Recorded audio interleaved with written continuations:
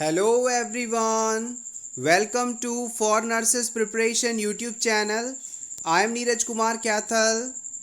Today is 6 May 2022 and today's important MCQs for upcoming nursing recruitment exams are: first question, epidermis is thickest on the। आपको बताना है कि epidermis जो skin की सबसे ऊपर वाली या बाहर वाली कवरिंग होती है जिसे आप टच करके महसूस करते हैं, वो हमारे शरीर के किस पार्ट पर सबसे थिक होती है, मोटी होती है। एल्बो पर, पाम्स ऑफ द हैंड पर यानी हाथों की हथेलियों पर, फिंगर्स पर या फिर हेड पर।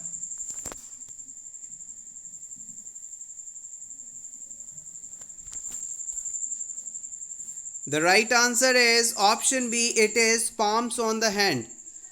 हमारे हाथ की हथेलियों पर एपिडर्मिस लेयर इन ऑप्शंस के कंपैरिजन में सबसे मोटी होती है। अगर यहाँ पर सोल ऑफ फुट होता तो वहाँ पर एपिडर्मिस की लेयर सबसे मोटी मानी जाती। Next question, which of these is an example of neurotransmitter. आपको इन चारों ऑप्शंस में से उस ऑप्शन को सेलेक्ट करना है जो कि न्यूरोट्रांसमीटर का एग्जाम्पल है। Dopamine, nor epinephrine, acetyl choline या फिर all of these.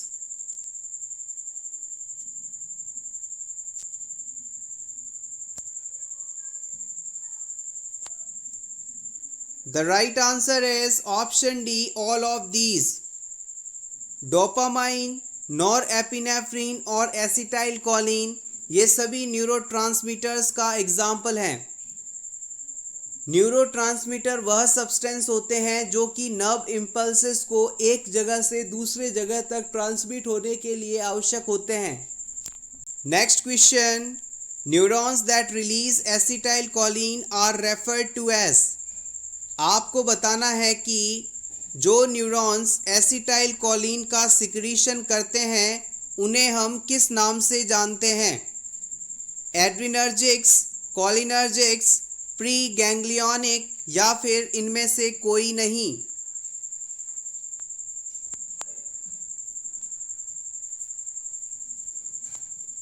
The correct answer is option B, cholinergics. आइए इस बेसिक इंपॉर्टेंट कॉन्सेप्ट को समझ लेते हैं। अ नर्व और neuron that releases acetylcholine neurotransmitter at synapse when it transmit an impulse is called cholinergic nerve. Cholinergic nerves आपने word सुना होगा। कोलिनर्जिक नर्व वह नर्व्स हैं जो कि इम्पल्स को या मैसेज को एक न्यूरॉन से दूसरे न्यूरॉन के बीच ट्रांसमिशन के दौरान एसिटाइल कोलिन का सिक्रीशन करती हैं। जब एक न्यूरॉन से मैसेज दूसरे न्यूरॉन में ट्रांसफ़र होता है तो उसके बीच में यदि एसिटाइल कोलिन का सिक्रीशन होता है तो ऐसे नर्व्स को हम कोलिनर्जिक नर्व के नाम से जानते हैं। नेक्स्ट आता है अ neuron whose axon release norepinephrine neurotransmitter from the terminals at synapse is called adrenergic neuron। जब इम्पल्स ट्रांसमिशन के दौरान न्यूरॉन्स के द्वारा नॉर एपिनेफ्रिन या जिसे आप नॉर एड्रेनलिन के नाम से जानते हैं इनका सिक्रीशन किया जाता है तो ऐसे सभी न्यूरॉन्स एड्रीनर्जिक न्यूरॉन्स के नाम से जानते हैं। बहुत ही बेसिक और इम्पॉर्टेंट चीज़ है cholinergic nerves and adrenergic neurons. Take screenshot for your revision. Next question, melanin responsible for skin colour is secreted in. Melanin का सिक्रीशन कहाँ से होता है यह आपको बताना है। ल्यूसीडियम, कॉर्नियम, ग्रेन्युलोसम या जर्मिनेटिव लेयर।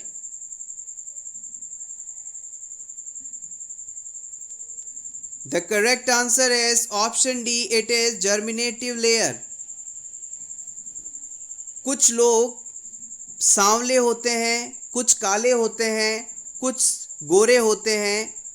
ये किसी भी पर्सन के अंदर स्किन का जो कलर होता है, स्किन टोन जो होता है, उसके लिए मेलेनिन पिगमेंट रिस्पॉन्सिबल माना जाता है।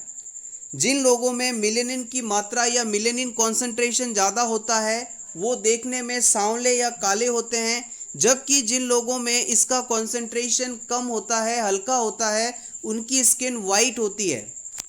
नेक्स्ट क्वेश्चन, हेल्यूसिनेशन क्या है, इसके बारे में आपको बताना है।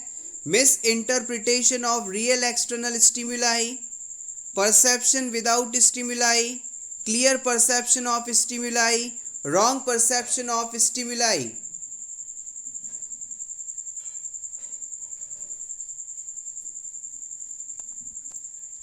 The correct option is option B, perception without stimuli। अगर किसी पेशेंट को ऐसी कोई चीज़ फील होती है जो वास्तव में वहाँ है ही नहीं, ये हेल्यूसिनेशन कहलाता है। जैसे कि पेशेंट को ऐसा महसूस होता है कि किसी ने उसके कान में कुछ कहा लेकिन वास्तव में वहाँ कोई आवाज़ या कोई व्यक्ति नहीं है, तो ये हेल्यूसिनेशन है। पेशेंट को रात के अंधेरे में जहाँ पर कोई भी नहीं है उसे कुछ दिखाई देता है, तो ये हेल्यूसिनेशन है। बिना किसी एक्सटर्नल स्टिमुलाई की प्रेजेंस के पर्सन को परसीव होना हेल्यूसिनेशन है। Next question, a muscular pouch like sac that lies slightly left to the abdomen to store food temporarily is known as। हमारे एब्डोमेन के लेफ्ट साइड में एक थैलीनुमा स्ट्रक्चर जो कि टेम्परेरी रूप से फूड को स्टोर करती है, क्या कहलाती है? Stomach, urinary bladder, gall bladder, lungs. The right answer is option A, it is stomach. Next question, what are professional ethics? Professional ethics क्या होते हैं, इसे आपको सेलेक्ट करना है। Option A, code of professional ethics are not often established to guide. Code of professional ethics जो हैं किसी भी प्रकार से एक गाइडेंस को इस्टेब्लिश नहीं करते। Professionally accepted standards are not present. Professional ethics में प्रोफेशनली एक्सेप्टेड स्टैंडर्ड्स को इंक्लूड नहीं किया जाता। Option C, standards of personal and business behaviour, values and guiding principles. Professional ethics किसी भी पर्सन को बिजनेस और पर्सनल बिहेवियर के लिए गाइड करने वाले सिद्धांत हैं। Option D, not performing their job functions.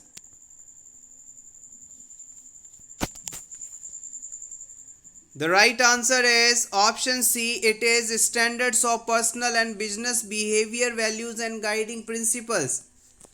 Professional ethics simply हम समझें तो आप अपने प्रोफेशन को किस प्रकार से बेहतर कर सकते हैं, ईमानदारी से कर सकते हैं, उसके लिए जो स्टैंडर्ड चीज़ें बताई गई हैं वो सभी एथिक्स हैं, प्रोफेशनल एथिक्स हैं। ये आपको किस प्रकार से आपके प्रोफेशन को कैरी करना है, कैसे लोगों की केयर करनी है, इन सभी के बारे में गाइड करता है। Next question, displacement, substitution and projection are examples of which of the following. Previous exam में इस क्वेश्चन को पूछा गया है। डिस्प्लेसमेंट, सब्स्टिट्यूशन और प्रोजेक्शन ये सभी किसके एग्जाम्पल हैं? साइकोसोशल स्टेज ऑफ डेवलपमेंट के, डिफेंस मैकेनिज्म्स के, साइकोसेक्सुअल स्टेज ऑफ डेवलपमेंट के, या फिर न्यूरोटिक नीड के।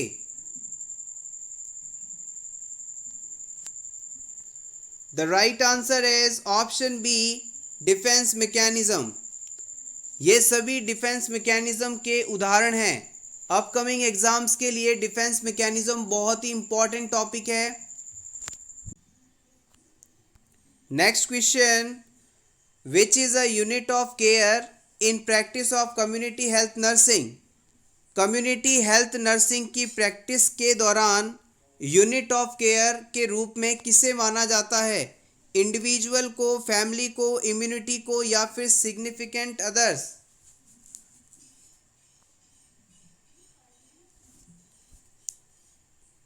The right answer is option B, it is family. Family को हम कम्युनिटी हेल्थ नर्सिंग की बेसिक यूनिट के रूप में मानते हैं। Next question, which of the following is not a method of patient assignment? कभी भी एग्ज़ाम को अटेंड करने के दौरान आप पूरी तरह से पूरा अटेंशन दे के हमेशा क्वेश्चन को रीड करें। अगर आपने इस क्वेश्चन में इस नॉट शब्द को नहीं गौर किया होता तो आपका आंसर गलत होने की संभावना बहुत बढ़ सकती है। आपको बताना है कि इन चारों ऑप्शंस में से कौन सा ऑप्शन पेशेंट असाइनमेंट का मेथड नहीं है। Functional method, team nursing, patient assignment या duty roster methods.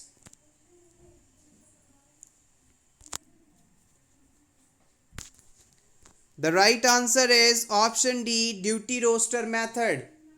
Duty roster method जो है पेशेंट असाइनमेंट का मेथड नहीं है, जबकि functional method, team nursing, patient assignment ये सभी पेशेंट असाइनमेंट के मेथड्स हैं। Next question, which of the following are the fat soluble vitamins?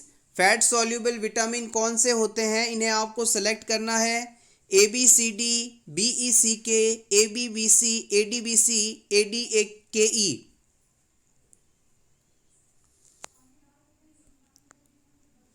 Option D is correct here. Total 4 fat soluble vitamin के example हैं A, D, E और K। A, D, E, K, these are the fat soluble vitamins। इसके अलावा vitamin B और सी जो हैं water soluble vitamin के रूप में जाने जाते हैं। Next question, 1 teaspoon equals to how much ml? 1 teaspoon कितने ml के बराबर होता है? 1, 3, 5, 7।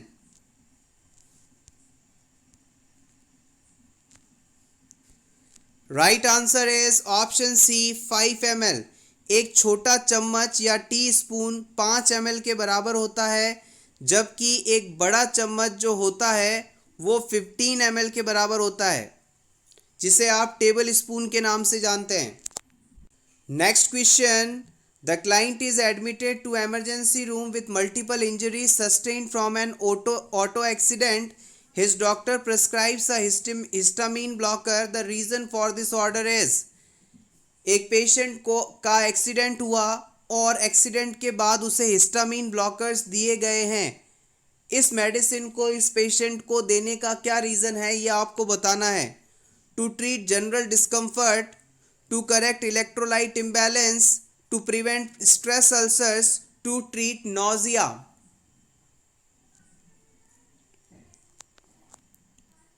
The right answer is option C, to prevent stress ulcer. Let's see the rationale. Basic and very important. Histamine blockers are frequently ordered for the client who are hospitalized for prolonged period and who are in stressful situation. जो लोग लंबे समय तक hospital में admit रहने वाले हैं और स्ट्रेसफुल सिचुएशन से गुजर रहे हैं, उन्हें हम हिस्टामीन ब्लॉकर मेडिसिन प्रिस्क्राइब करते हैं। ये मेडिसिन उस पेशेंट के अंदर स्ट्रेस अल्सर्स या पेप्टिक अल्सर्स के डेवलपमेंट को रोकती है। Next question, aqueous humour is produced in? Aqueous humour कहाँ पर प्रोड्यूस होता है? Option A, subarachnoid space of meninges, lateral ventricles, choroids या ciliary body.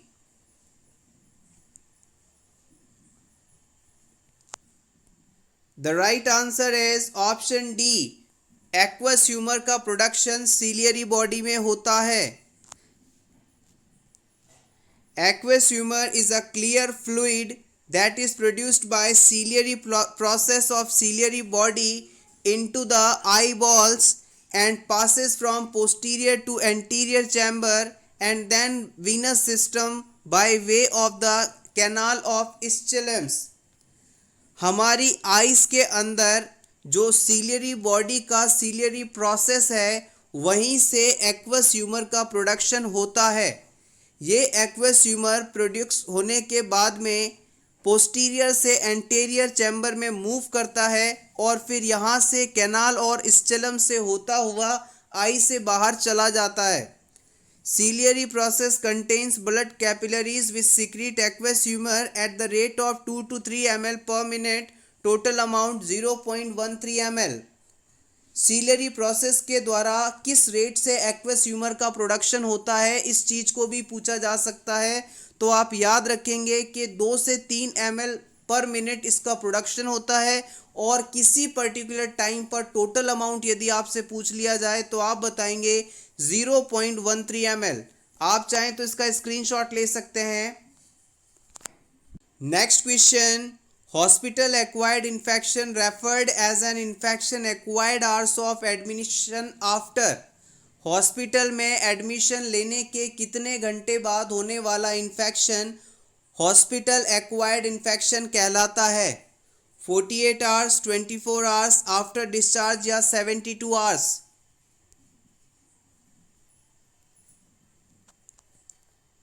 The right answer is option A 48 hours. Next question, the normal diameter of RBC red blood corpuscles का diameter यानी व्यास आपको बताना है। 7 to 8, 6 to 7, 8 to 9, 9 to 10 micrometre. Correct answer is option A 7 to 8 micrometre. Next question, gonads means gonad किसे कहा जाता है। Salivary glands को, सिबेशियस ग्लैंड को, स्वेट ग्लैंड्स को या टेस्टिस एंड ओवरीज को। The right answer is option D testis and ovaries. जब भी गोनेड्स की बात की जाए तो आप हमेशा याद रखेंगे फीमेल गोनेड्स का एग्जाम्पल है ओवरीज और मेल गोनेड्स का एग्जाम्पल है testis. Next question, middle lobe of prostate is situated between. Prostate gland का जो मिडिल लोब है वो कहाँ पर सिचुएट रहता है। रेक्टम एंड सेमिनल वेसिकल के बीच, प्रोस्टैटिक यूरिथ्रा और इजैक्यूलेटरी डक्ट के बीच, प्यूबिस और इजैक्यूलेटरी डक्ट के बीच, रेक्टम एंड प्रोस्टैटिक यूरिथ्रा के बीच।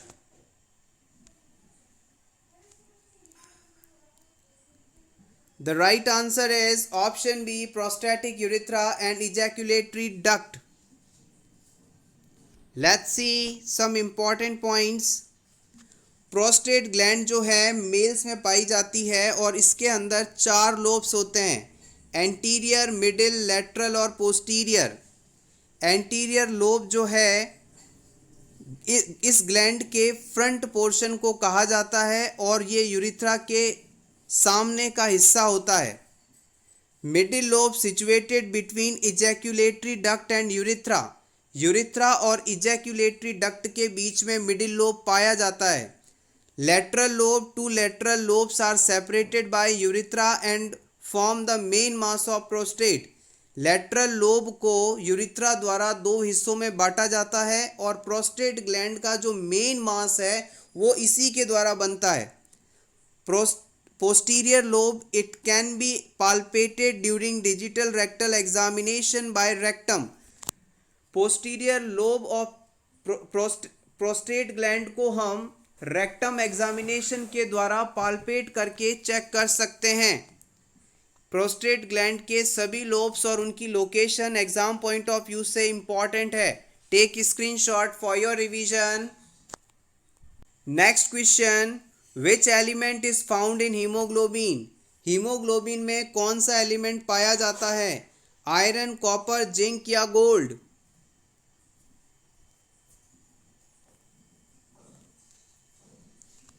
The right answer is option A. Hemoglobin is an iron containing pigment found into RBC that carry oxygen from lungs to tissue। हमारी body में जो RBCs होती हैं, in RBC में आपको haemoglobin मिलता है। ये हीमोग्लोबिन एक मॉलिक्यूल ऑक्सीजन के 4 मॉलिक्यूल्स को एक समय पर कैरी करके रखता है। हीमोग्लोबिन का एक मॉलिक्यूल या एटम 4 ऑक्सीजन एटम्स को कैरी करता है। अगर पेशेंट में हीमोग्लोबिन की कमी हो जाए तो उसकी बॉडी में ऑक्सीजन का ट्रांसपोर्टेशन नहीं हो पाएगा और पेशेंट थोड़ी सी भी फिजिकल एक्टिविटी कर ले तो थक जाता है। यही सिचुएशन एनीमिया कहलाती है। मेल्स के अंदर हीमोग्लोबिन का लेवल 14 से 16 के बीच होना चाहिए और फीमेल्स के अंदर 12 टू 14 के बीच होना चाहिए। कुछ बुक्स के अंदर ये लैब वैल्यू वेरी कर सकती है। इसके अलावा एग्ज़ाम में पूछा जाता है कि 1 ग्राम हीमोग्लोबिन में कितना आयरन होता है, तो आप बताएंगे 3.34 gram, sorry 3.3 mg। Next question, quad is an individual who is. Quad क्या है इसे आपको बताना है। Quad means important, potent, important for particular women, become potent after surgery.